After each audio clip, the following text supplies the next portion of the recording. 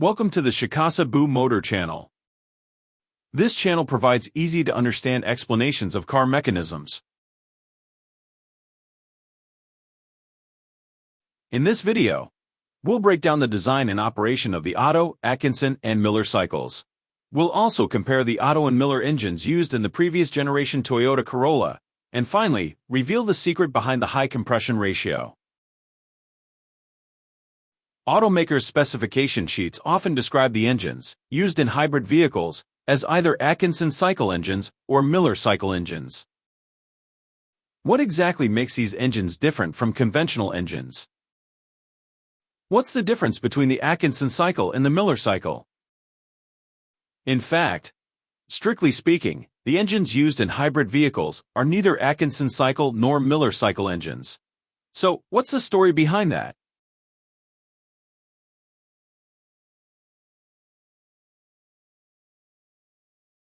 The engines used in gasoline-powered vehicles are Otto-cycle engines.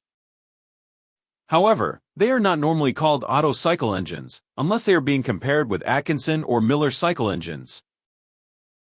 The name Otto comes from Nicholas August Otto, a German engineer who developed the concept of the modern four-stroke gasoline engine in 1877. First, let's take a look at the four strokes that make up the Otto cycle: intake, compression, expansion, and exhaust. During the intake stroke, the intake valve opens and the piston moves downward, drawing the air-fuel mixture into the cylinder. When the piston reaches bottom dead center, BDC, the intake valve closes. In reality, the intake valve closes slightly after BDC.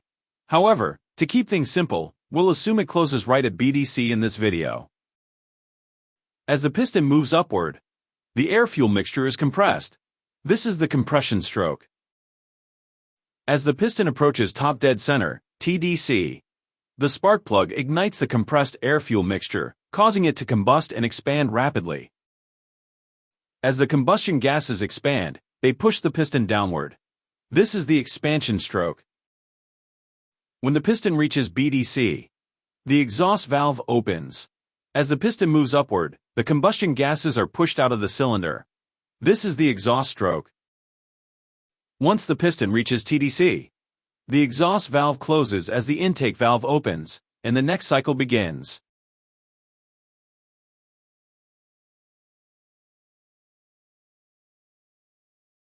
Even after leaving the engine, the exhaust gases still carry energy.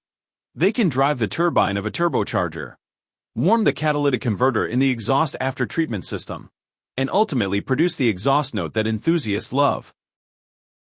However, that last one can be unpleasant depending on the person. The Atkinson cycle is an engine design that leverages the energy remaining in the exhaust gases to improve thermal efficiency. It achieves this by extending the piston stroke until the remaining energy of the exhaust gases can no longer push the piston down. In other words, the piston travel during the expansion stroke is made longer than during the compression stroke. But how is it even possible to change the piston travel between those two strokes? James Atkinson, a British engineer, developed this engine in 1882. By employing a crank mechanism with a complex linkage system, he achieved different piston travels between the compression and expansion strokes. However, as you can see, this complex linkage was ill-suited to the high speeds of automotive engines, and in fact, it was never put into production for automobiles.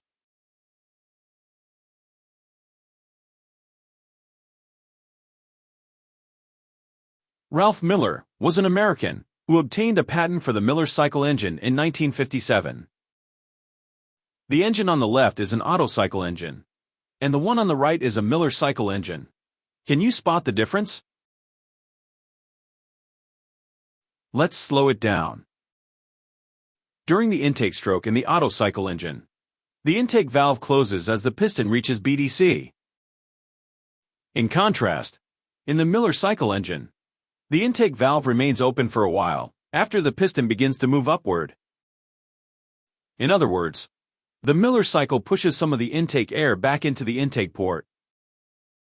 Because the air is not compressed until the intake valve closes, the effective compression stroke is shorter than in an Otto cycle. Since the expansion stroke remains the same as a conventional Otto cycle, the Miller cycle achieves a shorter effective compression stroke than its expansion stroke, just like the Atkinson-cycle. Closing the intake valve before the piston reaches BDC achieves the same effect. But there's one problem. Since some of the intake air is pushed back into the intake port, less air is available for combustion. As a result, this reduces power output. To compensate for this problem, Ralph Miller's engine was equipped with a mechanical supercharger. In summary, a Miller cycle engine shortens the effective compression stroke by closing the intake valve either early or late. The resulting loss of power is then compensated for by a mechanical supercharger. Toyota referred to the 1NZ FXE engine, used in the first-generation Prius, as an Atkinson-cycle engine. However, that engine certainly didn't have a crankshaft with such a complex linkage mechanism. Yes, the Prius engine is not actually a true Atkinson-cycle engine. Don't ask me why, but Toyota started referring to their engines as Miller cycle engines in the mid-2010s. But then again, Toyota's naturally aspirated engine isn't a Miller cycle engine either. Although they use turbochargers rather than mechanical superchargers, Nissan and Renault engines are still forced induction engines, making them conceptually closer to a Miller cycle than Toyota's. Yet, both Nissan and Renault refer to their engines as Atkinson-cycle engines. The confusion only deepens.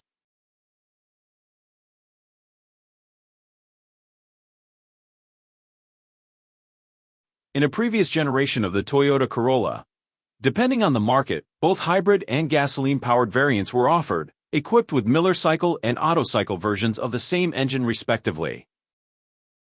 One thing to keep in mind. As mentioned earlier, the terms Atkinson-cycle and Miller cycle are often used inconsistently. To avoid confusion, we will use the term Miller cycle to refer to all these engines throughout the rest of this video. Now, let's compare their specifications. Both engines share the 1NZ designation, suggesting that they share the same basic architecture.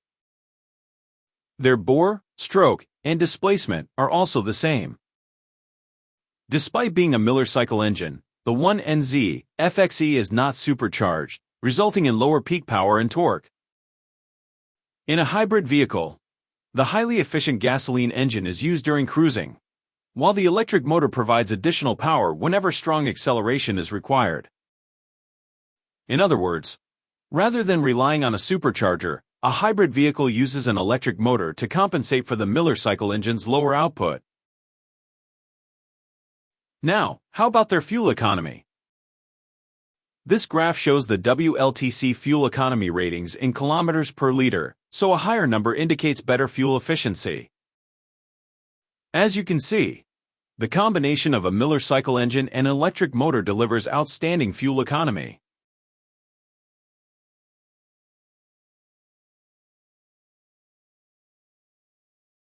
Going back to the spec sheet, take a look at the compression ratio. The Otto-cycle engine's compression ratio is 10.5 to 1, whereas the Miller cycle engine's is 13.5 to 1. A compression ratio of 13.5 to 1 is on par with Ferrari's naturally aspirated engines. Can that really be possible? Now, let's unravel the mystery behind the Miller cycle's high compression ratio. Imagine an engine with an 86 mm stroke and an 86 mm bore. Its cylinder displacement is approximately 500 cc. Assuming a combustion chamber volume of 55 cc, the compression ratio is 10.1 to 1, which is typical for a naturally aspirated engine. Assuming a combustion chamber volume of 40 cc, the compression ratio is 13.5 to 1. Giving a mass-produced engine the same compression ratio as a Ferrari is a remarkable achievement. Toyota's engineering is truly impressive. Except, that's not actually what's happening. In a Miller cycle engine, the actual amount of intake air is reduced by closing the intake valve either early or late. For example, suppose the intake valve closes when the piston is about 30% of the way up its compression stroke. In this case, the amount of intake air is 360 cc, and the effective compression ratio is approximately 10:1. So, while a Miller cycle engine may have a geometric compression ratio comparable to a Ferrari's, its effective compression ratio is actually about the same as that of an Otto-cycle engine. But here's the key point. With an Otto-cycle engine having a 10.1:1 compression ratio, the combustion gases expand only 10.1 times. In a Miller cycle engine, however, they expand a massive 13.5 times, enabling more of the combustion energy to be transferred to the piston instead of being wasted. Let's also compare the turbocharged Miller cycle engines. The Volkswagen Golf GTI uses a traditional Otto-cycle engine with a compression ratio of 9.6:1. The Renault Austral E-Tech uses a Miller cycle engine with a compression ratio of 10.5:1. The Volkswagen Golf Mild Hybrid uses a Miller cycle engine with a compression ratio of 12.0:1. The Nissan Qashqai e-Power uses a Miller cycle engine with a compression ratio of 13.1:1. To account for differences in displacement, the data has been normalized to 1.0 liter and plotted on this graph. For the Golf GTI, the Austral, and the Golf Mild Hybrid, a clear trend emerges. Lower compression ratios result in higher power and torque. In these engines, the widening gap between the compression ratio and the expansion ratio is directly reflected in their power output differences. However, Nissan defies this rule, achieving high peak power and torque despite its remarkably high compression ratio. In the hybrid systems of the Austral and Golf, the gasoline engine is frequently required to propel the vehicle directly. Therefore, these engines must deliver strong low-end torque and highly responsive throttle feel. In contrast, Nissan's system uses the gasoline engine exclusively to drive a generator, completely decoupling it from mechanically propelling the vehicle. By freeing the engine from traditional demands, like low-end torque and immediate throttle response, the system can be fully optimized for higher peak power and efficiency. Engines with a higher compression ratio in the Miller cycle, meaning a larger gap between the compression and expansion ratios, are referred to as deep Miller cycle engines. For example, Nissan's engine can be described as operating on a deeper Miller cycle than Renault's. Volkswagen and Mazda have announced that new hybrid systems are currently under development. Furthermore, Renault, through its joint venture with China's Geely, is developing a next-generation engine featuring an astonishing compression ratio of 17.0:1. It will be fascinating to see how deep a Miller cycle they will combine with their unique hybrid architectures. Thank you for watching. If you enjoyed this video, please consider subscribing to the channel. We'll see you in the next video.